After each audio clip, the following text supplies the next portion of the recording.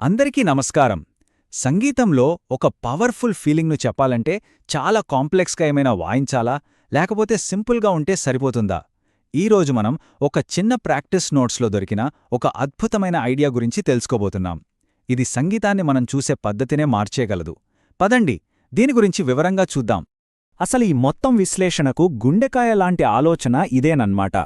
సంగీతంలో ఎఫెక్ట్ అనేది కాంప్లెక్సిటీలో ఉండదు, ఖచ్చితత్వంలో ఉంటుంది అని ఈ వాక్యం చెప్తోంది. అంటే ఊరికే తక్కువ నోట్స్ వాయించడం కాదు, మనం వాయించే ప్రతి నోట్కి ఒక కారణం, ఒక ఉద్దేశ్యం ఉండాలి.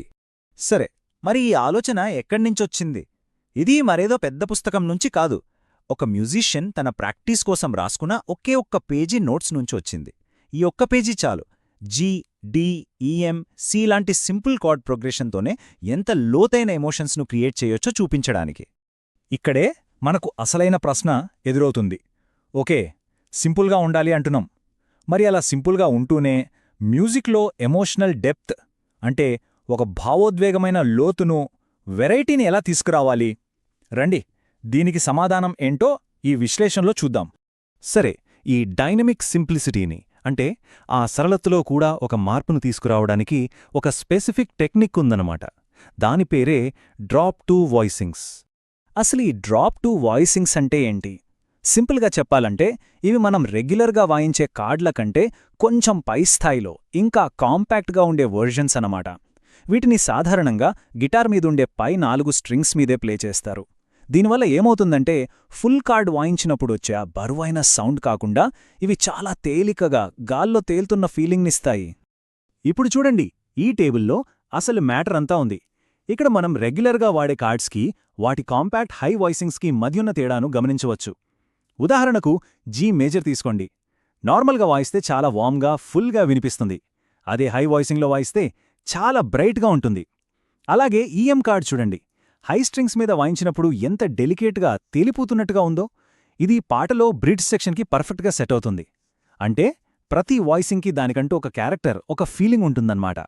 సరే, డ్రాప్ టు వాయిసింగ్స్ అనే టూల్ గురించైతే మనకు తెలిసింది, బాగుంది. కానీ దీన్ని ప్రాక్టికల్గా ఎలా వాడాలి? అంటే ఒక పాటలో ఎమోషనల్ జర్నీని క్రియేట్ చేయడానికి దీన్ని ఎలా ఉపయోగించాలి?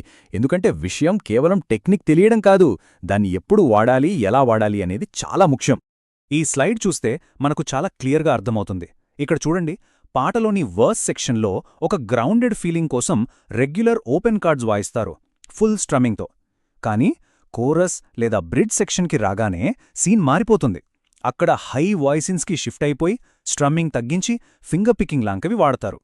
దీనివల్ల ఏమవుతుంది? పాటలో ఒకేసారి డైనమిక్ షిఫ్ట్ వస్తుంది. ఒక పాటేమో గ్రౌండెడ్గా, ఇంకొక పాటేమో చాలా తేలికగా, అట్మాస్ఫిరిక్గా ఉంటుంది. ఓకే, ఇప్పటిదాకా మనం ఈ టెక్నిక్ గురించి మాట్లాడుకున్నాం. ఇప్పుడు కొంచెం వెనక్కెళ్ళి, అంటే జూమ్ అవుట్ చేసి, ఈ మ్యూజికల్ చాయిసెస్ వెనకున్న అసలైన ఫిలాసఫీ ఏంటో చూద్దాం. సో ఇక్కడ అసలు పాయింట్ ఏంటంటే, ఈ మొత్తం అప్రోచ్ వెనుకున్న ఉద్దేశ్యం. ఇది నా టెక్నిక్ ఎంత బాగుండో చూపించుకోవడం కోసం కాదు, అస్సలు కాదు. అసలు గోల్ పాటకు సేవ చేయడం, ఆ పాటలోని ఎమోషన్కి తగ్గట్టుగా వాయిసింగ్స్ని మార్చడం. చూడండి, వైడ్ వాయిసింగ్స్ వాడితే ఒక రకమైన స్పేస్, ఒక ప్రశాంతత క్రియేట్ అవుతుంది. అదే క్లోజ్ వాయిసింగ్స్ వాడితే ఎనర్జీ, అంటే ఒక ఉత్సాహం వస్తుంది. అంటే ఈ మ్యూజిక్ టెక్నిక్ ఆ ప్రాక్టీస్ నోట్స్లో చెప్పిన రాడికల్ సింప్లిసిటీ లేదా అసాధారణ సరళత అనే ఐడియాతో డైరెక్ట్గా కనెక్ట్ అయిందన్నమాట. ఏది అవసరమో అది మాత్రమే తీసుకోవడం, అనవసరమైనది ఏదీ లేకుండా చూసుకోవడం. చివరగా ఈ మొత్తం విశ్లేషణ మనల్ని ఒక పెద్ద ప్రశ్న దగ్గర వదిలేస్తుంది. కేవలం సంగీతంలోనే కాదు, మనం చేసే ఏ పనిలోనైనా, ఏ కళలోనైనా ఊరికే ఎక్కువ నోట్స్ వాయించడం మీద కాకుండా సరైన నోటు వెతకడం అంటే అర్థమేంటి?